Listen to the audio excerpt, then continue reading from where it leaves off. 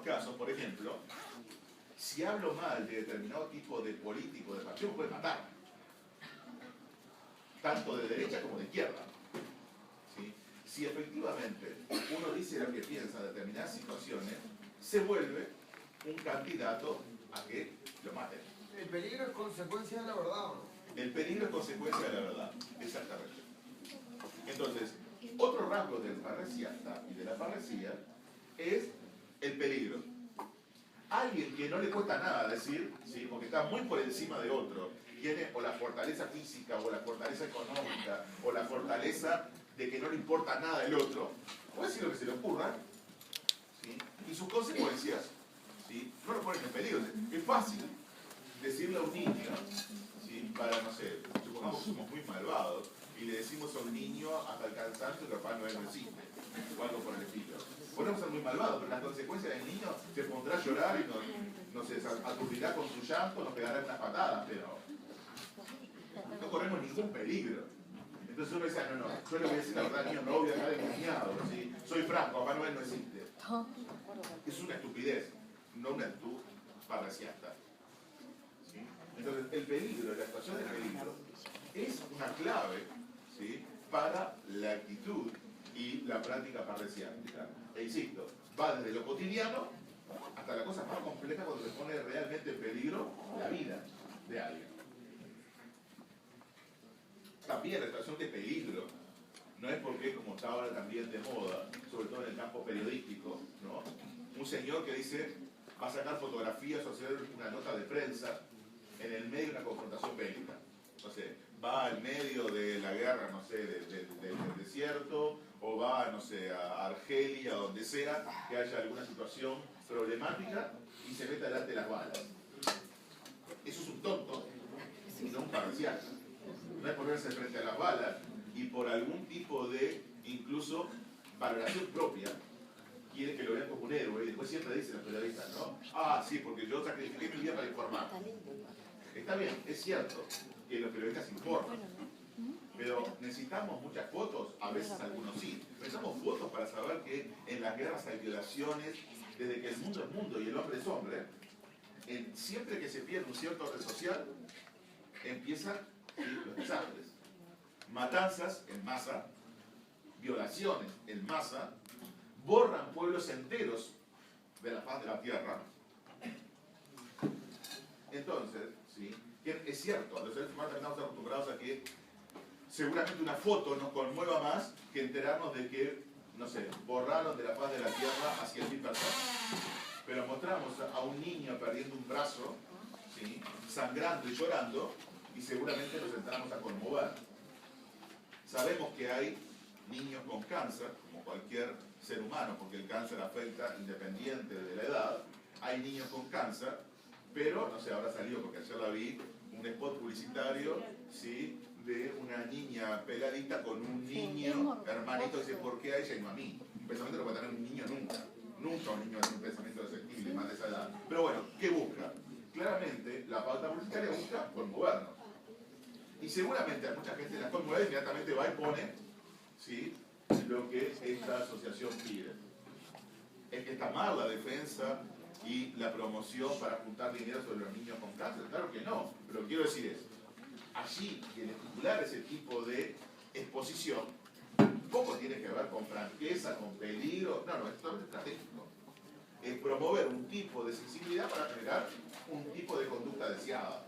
En el sentido más básico de una investigación administrativa, de los mass communication. Generar un efecto vinculado a una emoción, y punto. Entonces ya vamos a ver que ser franco, ¿sí? Decir la verdad y ponerse en peligro es mucho más difícil de encontrar de lo que uno puede crear. No son muchas las situaciones en las cuales puedan darse estos tres aspectos en principio. ¿Sí? Franqueza, verdad y peligro. Podría ser, claro que lo son, o cualquier movimiento revolucionario en algún momento, ¿sí? Pero también, muchas veces, movimientos religiosos perseguidos. Los cristianos originarios, los primeros cristianos, fueron perseguidos y masacrados. Y justamente promovían una perspectiva de vida vinculada a un etos deseable. Y por eso fueron perseguidos y masacrados. Y trataron de agruparse en pequeñas comunidades que dio origen a la iglesia, la idea de iglesia, ¿sí? Pequeñas comunidades con los cuales enfrentar al mundo. Y sí, claramente los primeros cristianos funcionaban como parricientas. Eran francos, por eso promovían un cierto tipo de discurso, por eso ¿sí? generaban la idea de que había que convertir al cristianismo a los otros, llevaban el mensaje, difundían el mensaje, lo que creían, actuaban en virtud de ello, estaban en peligro, estaban en juego la verdad y sentían un deber moral para hacerlo. Perdían su vida incluso, ¿no? Mayoritariamente, fueron masacrados.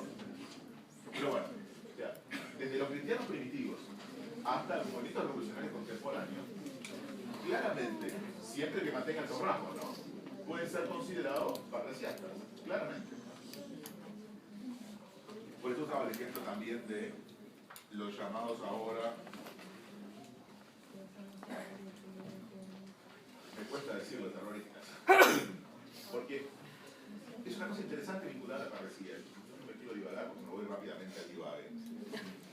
No lo parezco, pero tengo tendencia. O capaz que se dan cuenta. Pero bueno, el punto es, la parresía, entre otras cosas, está vinculada, como habrán notado, la mayoría de ustedes, al discurso, a la forma de hablar. Por eso la idea de franqueza. Y hay un punto interesante del que no hemos hablado, que seguramente los que hagan el segundo semestre nacional hablaremos más de discurso e ideología. Pero hay una cosa interesante con la parresía, y es que la parresía está vinculada fundamentalmente al discurso, a una forma de hablar.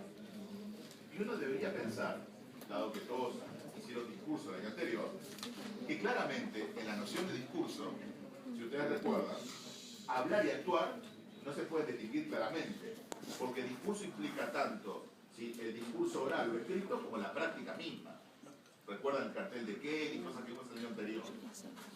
Bien, entonces, la idea de que el parriciasta maneja el discurso es extremadamente relevante. ¿Por qué?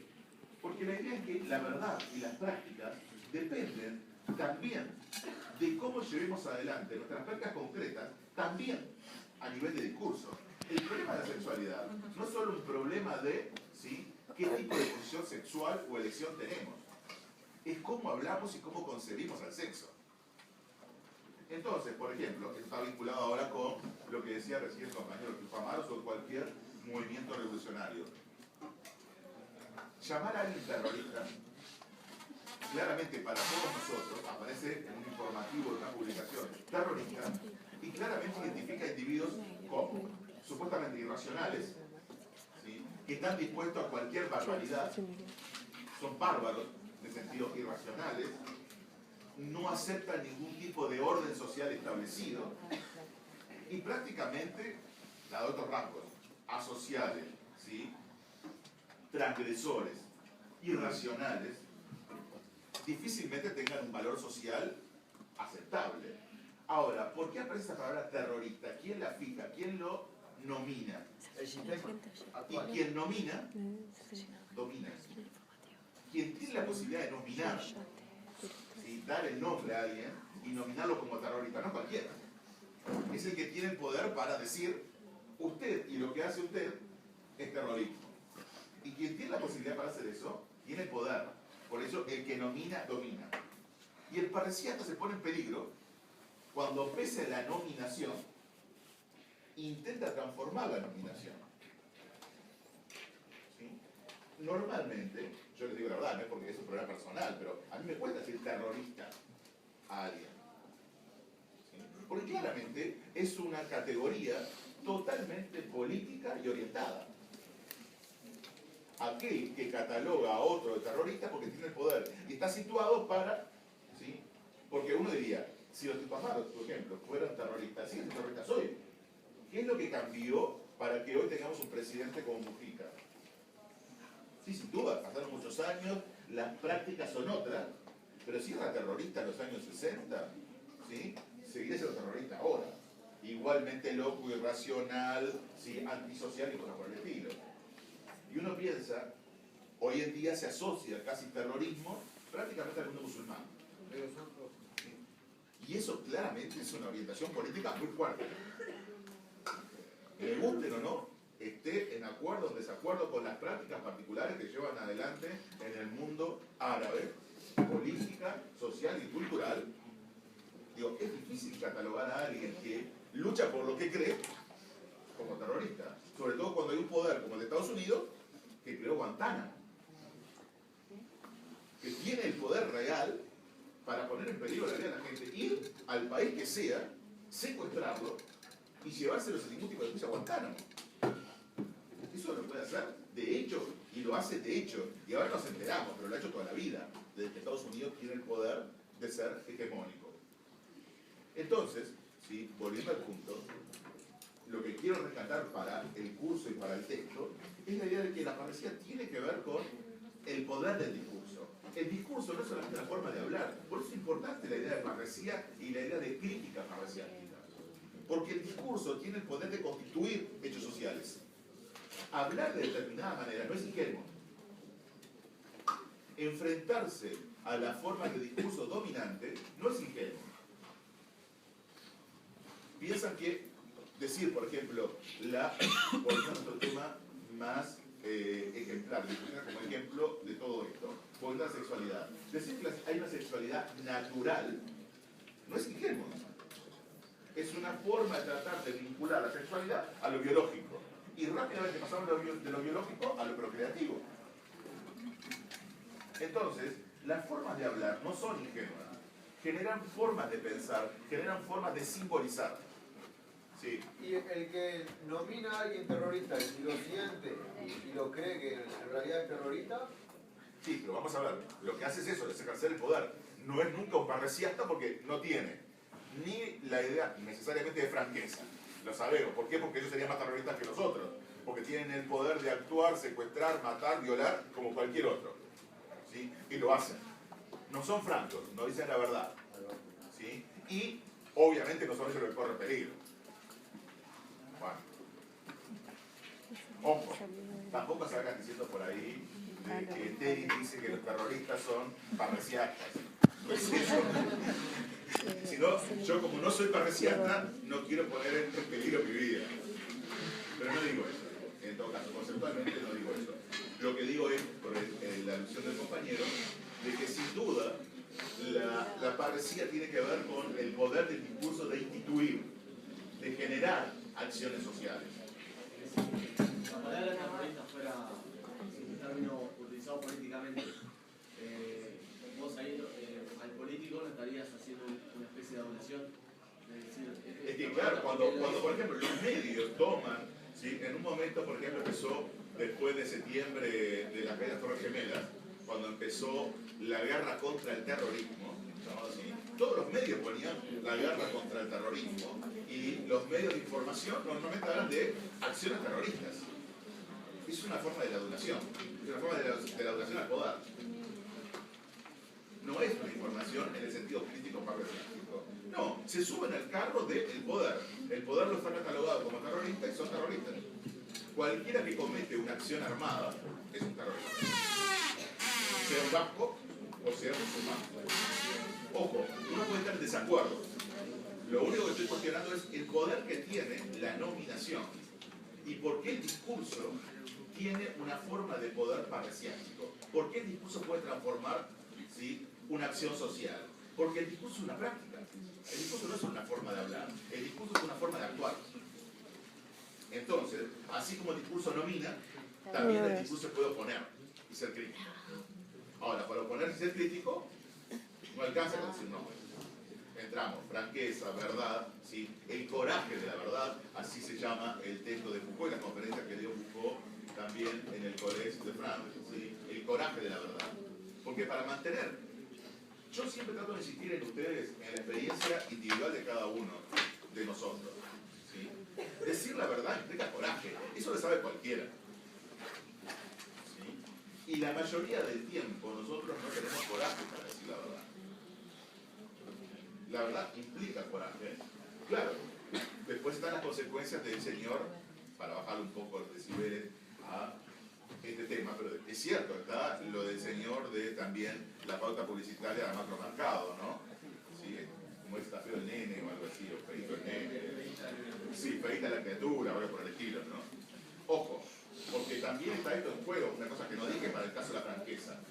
¿Sí? Ser un parresiasta no implica decir todo lo que pasa por la boca de uno. Porque eso tiene un nombre. Aquí aparece un epíteto antirogloso. Aquel que no puede dominar su boca no es un parresiasta. El que dice todo lo que se le ocurre es un tarado.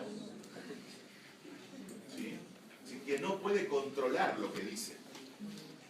Entonces no alcanza con decir todo lo que pase por mi boca. Y eso también te lo elementos a tener en cuenta. Pero bien, entonces teníamos franqueza, verdad, peligro, dejo crítica para lo último y verdad. Dice, la última característica de la parresía es esta. En la parresía, decir la verdad es visto como una obligación. El orador que dice la verdad, aquellos que no pueden aceptar su verdad, por ejemplo, y que puede ser exiliado o castigado de alguna manera, es libre de guardar silencio. Nadie lo fuerza a hablar, pero él siente que es su deber hacerlo. Ese es el punto central, ¿no? O sea, el deber. ¿Por qué? Un filósofo, un sabio, un político, nosotros en la vida cotidiana, ¿sí? No tenemos ningún deber, no sentimos el deber de decir la verdad, de hablar francamente. Podemos callar. ¿Sí? Justamente lo que hace el parresiasta es, primero, no ser un antirogloso, o sea, no decir todo lo que pasa por la boca. Pero cuando cree en algo, y ese algo es central para la práctica que quiere llevar adelante, no puede más que por deber decirlo. Se siente la obligación de decirlo. No importa el peligro que corra, ese es el punto. Tiene que decirlo. Y eso diferencia la práctica parresiástica de la parresía en el sentido crítico de Foucault de la parresía que puede llevar adelante el político o el sabio. ¿Sí? Ambos, el filósofo, insisto, no Sócrates, pero el filósofo en general, o el político, puede callarse. No siente ninguna obligación con la verdad. Mientras que el parresiasta, una vez que siente que una práctica vital está en juego, no puede más que, ¿sí?, sentirse obligado a decirlo. Y eso, esta idea de deber, que a la vez es una diferencia con otros tipos de prácticas discursivas similares, el sabio, el filósofo, el político, está vinculado entonces a lo que les decía, que es el otro rasgo, que es el ser crítico, a la actividad crítica.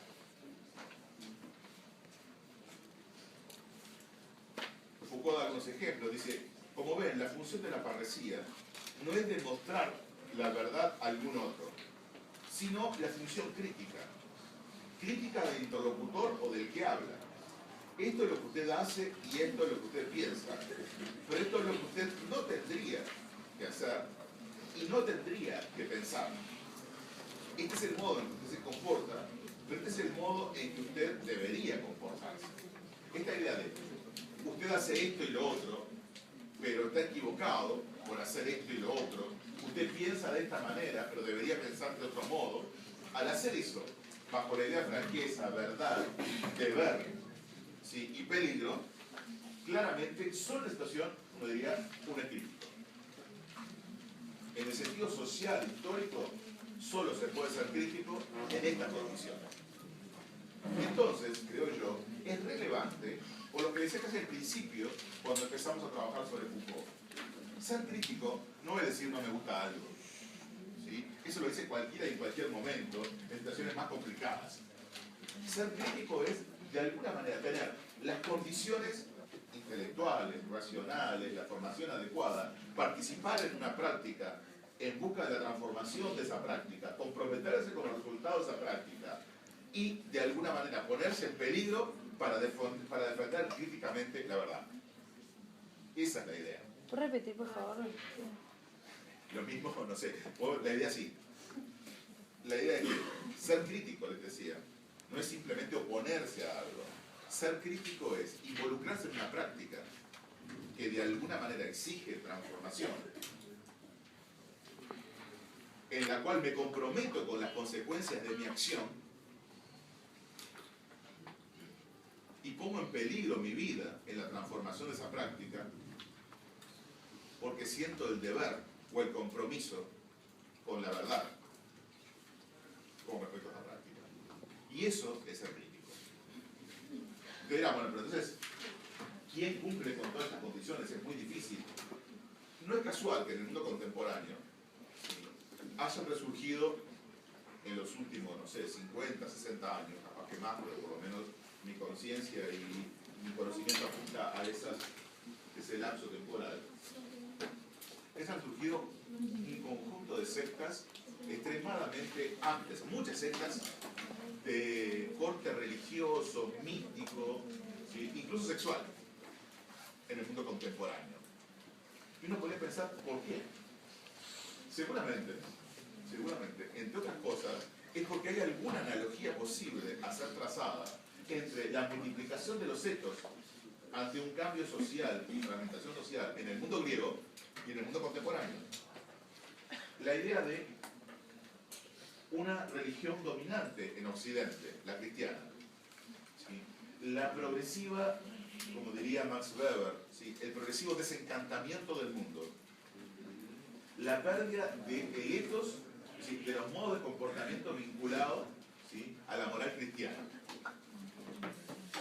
Las transformaciones políticas y sociales, las transformaciones económicas por el desarrollo del capitalismo, en algún sentido son comparables, aunque mucho más profundas y con escalas superiores, a las transformaciones que se vivían en el mundo griego en el siglo V a.C. ¿Y qué surge en ese momento? Necesidad de multiplicar ofertas. Ofertas de ethos, de formas de vida. Y aparecen realmente como mercaderes en el mercado, vendiendo formas de vida. Y hay gente que se compromete. ¿Por qué alguien va a golpear la puerta al otro, no sé, como testigo de Jehová, y darle la atalaya, creo que es la revistita del testigo de Jehová? Todos han recibido en su puerta en algún momento un testigo de Jehová. Siempre digo lo mismo, por favor, si hubiera aquí algún testigo de Jehová, he tenido en algún momento en algún otro curso, ¿sí? Mi crítica no es a los creyentes en tanto comunidad de creyentes, sino a instituciones sociales. Entonces no se entienda que mi crítica, o a veces mi ironía, ¿sí? A veces burda, es contra la comunidad de los fieles, sino contra las instituciones sociales. Pero bien, ya. Por poner un ejemplo, ¿por qué creen ustedes entonces que un testigo de Jehová, ¿sí? Sale y golpea la puerta, que no sé la gente le cierra la puerta en la cara o algo por el estilo, a promover, a propagar su fe, ¿sí? Poniéndose en peligro? No en el peligro de vida que se pondrían en otros tiempos en un cristiano original, ¿sí? Pero sí en un peligro de destrato, de maltrato, ¿sí? Por algo que cree que practica. Y por algo que cree que practica y que forma comunidad. Y que lo ofrece como una forma de comportamiento vital con el cual consustanciarse. Sin duda, aunque para mí no es una opción elegible, efectivamente se comporta como un parasita. Cree en algo, tiene una forma de vida comprometida con eso que cree, promueve frente a quien sea, ¿sí? Ese valor, y creo que debe ser en ese sentido valorable como tal. No es lo mismo que otros señores que hacen sectas, que hacen grandes iglesias y que le sacan plata a la gente. O sea, hay juegos distintos, son juegos completamente distintos. Pero para sacarlo del ámbito religioso, piensa en el ámbito político, sobre todo en un momento en Uruguay democrático, donde aparentemente todos tenemos las mismas posibilidades de expresarnos. De la ultraizquierda, por suerte no hay en este momento ultraderecha, pero algo así. ¿Sí? Si se puede pensar en esa forma de libre expresión, usando la palabra griega de isagoría, o sea, de todos tenemos el derecho, ¿sí? A hablar igualmente, ¿sí? en el público, para todos, en igualdad de condiciones, ¿sí? En ese caso, ¿sí? No hay peligro aparente, ¿sí? Pero todos conocemos situaciones políticas en el Uruguay y en el mundo en el cual hablar francamente lo pone a uno en peligro, hay que tener coraje, ¿sí? Para decir la verdad. Ser crítico, vincular su vida, poner en posición y creer en algo es relativamente complicado. Y no es cualquiera que puede desarrollar una actitud parresiástica. Entonces, finalmente, ¿sí? Ser críticos es mucho más complicado de lo que normalmente creemos. Sí. Sí, me quedó una duda porque en un momento me pareció que usted sea el parresiasta intentaba cambiar su denominación, pero me parece que se le reconozca a uno como parresiasta está hablando bien de uno. No su denominación. Dije que lo que hace el parresiasta es enfrentarse a cómo se nomina o denomina una práctica y ciertos valores. Por ejemplo, el caso de terrorista, no su denominación propia. Cómo se denomina una práctica, por ejemplo, el terrorismo, una práctica armada, porque es eso básicamente, una práctica armada, no es una obligación. Bien, pasamos al primer punto que es el sentido de la palabra. Todo el segundo capítulo, nosotros no lo vamos a ver, trata, en todo caso es informativo, trata sobre cómo es tratada la transformación del término parresía en la tragedia, particularmente el pasaje que hay de la parresía en general, vinculada incluso a los dioses, a la parresía en términos humanos, particularmente vinculado al personaje Yom de una de las tragedias. ¿Sí? La idea entonces es, las tragedias son una muestra, un ejemplo concreto de cómo se fue generando esa transformación, como siempre casi pasa en el arte. Es una expresión, Adorno diría, una mímesis, ¿sí? Una especie de explicitación de lo que está pasando a nivel social, con conciencia o no, ¿sí? Queda expresada y registrada normalmente lo que llamamos el arte. En el caso de la tragedia, los diferentes periodos que fue pasando la tragedia, desde, no sé, Sófocles a Eurípides, alcanza con eso, ¿sí? Para ver cómo efectivamente la práctica parresiástica fue transformándose y eso queda registrado en los lugares, los roles que juegan los personajes en las diferentes tragedias. En todo caso, de todo el capítulo 2, vale la pena, en mi versión, al final, las últimas 2 páginas del capítulo 2, donde aparece como subtítulo problematizar la parresía, donde hay una especie de resumen que vale la pena por lo menos detenernos en una página. En mi versión es la página 115, pero en la de ustedes es en la última página o las últimas páginas del capítulo 2. Las últimas 2 páginas del capítulo 2.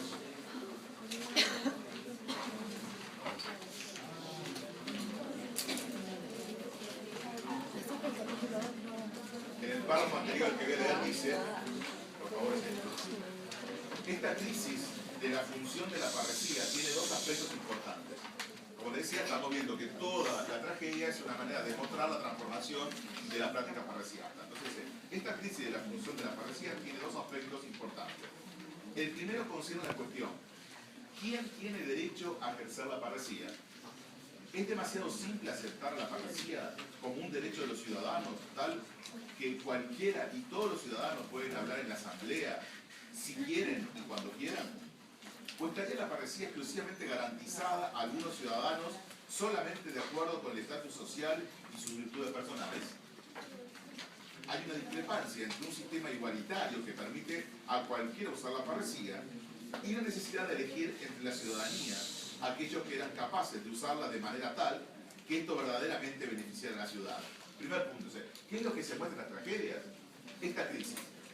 En un mundo igualitario, democrático, ¿sí? Por inseguridad, todos tendrían la posibilidad de hablar. Pero se ha mostrado que todos tengan posibilidad de hablar en la asamblea ha generado más conflictos que virtudes. Entonces se comienza a problematizar la parresía como igualdad de todos para hablar. Entonces, claro, pero entonces, si no son todos los que pueden hablar, y tenemos que separar, ¿sí? el mero atiroglosos, el mero hablador del verdadero parresiasta, ¿quién es y qué cualidades debe tener el parresiasta? Eso es lo que dice allí. Y más abajo dice, y por consiguiente también había un problema en la relación entre el nomos, es decir, el orden, la regla, decíamos, nomos quiere decir regla, la norma, y decíamos que básicamente de lo que estamos hablando son de prácticas y de la corrección de las prácticas, las normas que guían las prácticas. Bueno, entonces dice, ¿cómo es posible? Y por consiguiente, también había un problema de relación entre nomos y aletheia, entre norma y verdad. ¿Cómo es posible darle forma legal a quien dice la verdad? Hay leyes formales del razonamiento válido, pero no leyes sociales, políticas o institucionales que determinen quién es capaz de decir la verdad. Todo lo que hemos dicho hasta ahora. El segundo aspecto de la crisis concierne a la función de la parresía y tiene que ver con la relación entre la parresía y la matesis, es decir, el conocimiento, el saber y la educación. Lo que significa que la parresía, en y por sí misma, no es ya considerada adecuada para revelar la verdad. La relación parresiástica con la verdad no puede ya simplemente ser establecida por pura franqueza o valentía total, porque la relación requiere educación, o más generalmente alguna clase de formación personal. Lo que decíamos recién. No alcanza simplemente entonces con algo habitual y formas de hablar descontrolada, sino con un tipo de conocimiento, un tipo de formación, y eso es lo que debe agregarse. Y ahora, ¿quién es el que ofrece esa formación? Eso es también parte de un problema. Algunos de ustedes habrán leído cuando en la tercera parte, en la cuarta parte aparece la idea del cuidado de sí, Sí. ¿sí? Y aparece referido por parte de Foucault el laques de Platón, el texto, el diálogo sobre justamente la virtud, que es el laques de Platón. Y allí la discusión es, bueno, pero ¿quién puede enseñar, ¿sí?, adecuadamente a alguien para transformarlo algo así como en un parresiasta? Por ejemplo, Laques es un militar, junto a Nicias, que es otro militar, que han tenido práctica militar concreta. Son generales que han sido victoriosos en batalla y tienen una formación militar. Y hay dos personajes jóvenes, provenientes de familias ricas, que justamente están deseosos de aprender. Pero ellos no entienden cómo deberían formarse para ser virtuosos socialmente. El problema de cómo se enseña la virtud y qué virtud es deseable. Y supuestamente hay, y quien origina toda la discusión, es que ha aparecido en la ciudad un maestro en el uso de las armas pesadas. ¿Sí? Lo que hoy diríamos una especie, no sé, de actor, ¿sí? Un actor esos de, no sé, ¿cómo se llama? Jackie Chan, es el chino, bueno, no el coreano, chino, no sé lo que. Jackie Chan. Es un señor que obviamente tiene habilidades marciales, ¿sí?, sorprendentes. Ahora, obviamente no es un guerrero en el sentido real, es un actor con habilidades especiales, pero un actor. Aparece en ese momento en el que el Laques pone en escena, el Laques de Platón, aparece un señor en la ciudad que es una especie de Jackie Chan, ¿sí? O sea, es un experto y exhibe una fortaleza física y un uso de las armas extremadamente, ¿sí?, sorprendente.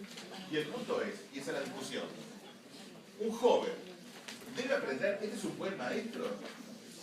Y la discusión es, se ofrece a este señor como un sofista de las armas. En vez de ser un sofista del discurso, es un sofista de las armas. El señor nunca ha peleado, no ha utilizado nunca, ¿sí?, su habilidad en batalla. Entonces le preguntan a estos jóvenes, a Laques y a Nicias, dos generales ya adultos y que han peleado en batalla, si deberían o no aprender de este señor. Y los dos generales opinan el contrario. Uno dice que sí y otro dice que no. ¿Y a quién llaman para resolver este asunto? A Sócrates. Dinos, Sócrates, qué es lo que debemos hacer. Más allá del resultado, como siempre es un poco convincente, ¿sí?, el punto es que Sócrates termina no comprendiendo nada, pero lo interesante es la necesidad de discutir en este momento histórico quién puede enseñar algo. Por eso la idea de lo que está aquí expuesto es, en un momento de crisis, vamos todos a Academia Bios, ¿sí? ¿Tiene sentido venir a la universidad y un lunes a las 9 o un miércoles a las 8 escuchar a este tipo hablando del mundo griego? ¿En qué me sirve para el mundo del trabajo esto que estamos haciendo? Teoría de la comunicación tiene que ver con el mundo griego, con señor Platón que vivió hace 2500 años. Me acuerdo que una vez una alumna me dijo, pero ¿por qué no más textos más nuevos? Como si uno no supiera que se escribieron ayer. Y pero en serio me decía, ¿no? Pero estas cosas, por ejemplo, sobre el lenguaje, pero hay cosas, ¿por qué no damos cosas de ayer? Chomsky o cosas que están mucho más contemporáneas a nosotros. Y bueno, de alguna manera en el mundo griego, lo que estaban discutiendo, ¿sí? Láques, Nicias y Sócrates, es cómo se puede enseñar en un mundo en crisis. ¿Cuáles son los valores? ¿Cuáles son los elementos que están en juego? La crisis y la educación en el mundo contemporáneo. En Uruguay estamos cansados de escuchar desde todos los sectores políticos la crisis de la educación. Y como les decía, se puede resumir en las dos tendencias. Una que dice, en el mundo actual hay una economía del conocimiento. Un país que no tenga conocimiento no se puede desarrollar. Y por el otro lado, la insistencia en un conocimiento limitado y práctico para el mundo del trabajo. De alguna manera estamos como Sócrates. Bueno, ¿cuál de los dos? Los dos, invertimos en los dos son deseables de igual manera. ¿Cómo formamos a los individuos? Y algunos dirán, yo soy partidario de decir eso, no de creerlo, de que siempre ha pasado en la historia de los griegos a nosotros que las élites se forman acá. Las élites gobernantes siempre se formaron, no en Uruguay, pero en Oxford, en Cambridge, en el mundo contemporáneo, en Harvard, y estudian griego, latín, matemáticas, filosofía y todas esas cosas que parecen extrañísimas. De ahí salen las élites del mundo. Entonces, ¿qué enseñarnos a los jóvenes en un mundo de transformación? Eso es lo que plantea, ¿sí?, la discusión del Laques, y no hay mucha solución. Y creo que de alguna manera, otra vez el paralelo con nuestro mundo contemporáneo. Como en un mundo en crisis, ¿sí?, un mundo de cambio cultural, social, donde se ofrece una multiplicidad de etos, ¿cuál es el valor de la educación y cómo enseñar? ¿Se puede mantener a la vez esa idea de un mundo práctico para el mundo del trabajo y a la vez generar una reflexión conceptual, que los individuos sean autónomos y puedan ser críticos? Bueno, esa discusión era una discusión que se estaba dando en el siglo V a.C. y que era nuestra. Por eso creo que aquí cuando dice que la relación parasiética con la verdad no puede ya simplemente ser establecida por pura franqueza o valentía total, porque la relación requiere educación o más generalmente una clase de formación personal. Para la clase precisa de formación personal o educación que se necesita, es también un tema. En Orestes, una de las tragedias, parece más probable que la materia requerida no es la concepción socrático-platónica, sino una clase de experiencia que un autourgo podría tener a través de su propia vida. Empieza a problematizarse la idea de la construcción personal. Eso es algo muy contemporáneo para nosotros, pero que empieza en el mundo griego. La idea de controlarse y construirse uno a sí mismo. Lo que uno hace me construye como yo soy. Tener que comenzar a construirse como sujeto y como individuo es parte de la preocupación de la transformación del mundo griego. Y claramente, obviamente, cuando uno piensa en quién quiero ser, cómo debo ser, qué es lo correcto para actuar, y se me ofrecen diferentes etos al cual asociarme, el problema de cómo elegir y quién dice la verdad es central. Parece obvio. Y creo que el paralelo se puede seguir manteniendo con el mundo contemporáneo. ¿Qué hora es? 10:54. Bueno, termino de leer esto y nos vamos. Dice, después de lo que estoy leyendo, al final, repito, el capítulo 2, dice, y ahora pienso que podemos empezar a ver que la crisis relativa a la parresía es un problema de la verdad. Porque es el problema del reconocimiento de quién es capaz de decir la verdad en los límites de un sistema institucional donde cualquiera está igualmente dotado del derecho a decir su propia opinión. La democracia por sí misma no es capaz de determinar quién tiene las cualidades específicas que lo facultan para decir la verdad. Y la parresía, como actividad verbal, como pura franqueza al hablar, no es ya suficiente para revelar la verdad, mientras la parresía negativa, la charla atendida ignorante, puede sin embargo ser efectiva. La crisis de la parresía que emerge en la encrucijada de una interrogación acerca de la democracia y de una interrogación acerca de la verdad da origen a una problematización de algunas, hasta ahora no problemáticas, relaciones entre libertad, poder, democracia, educación y libertad en Atenas que finales del siglo XX. Repito, ¿qué es lo que se empieza a problematizar? La relación entre libertad, poder, democracia, educación y verdad. Lo que decíamos recién, ¿no? O sea, problematizar la parresía es problematizar, bueno, ¿qué normas sociales? ¿Quién las puede instaurar? ¿Cómo estas normas sociales... Libertad, poder, ¿no? democracia. La libertad. ¿Qué tipo de gobierno? No sé, puede ¿verdad? formar? Democracia o antidemocracia.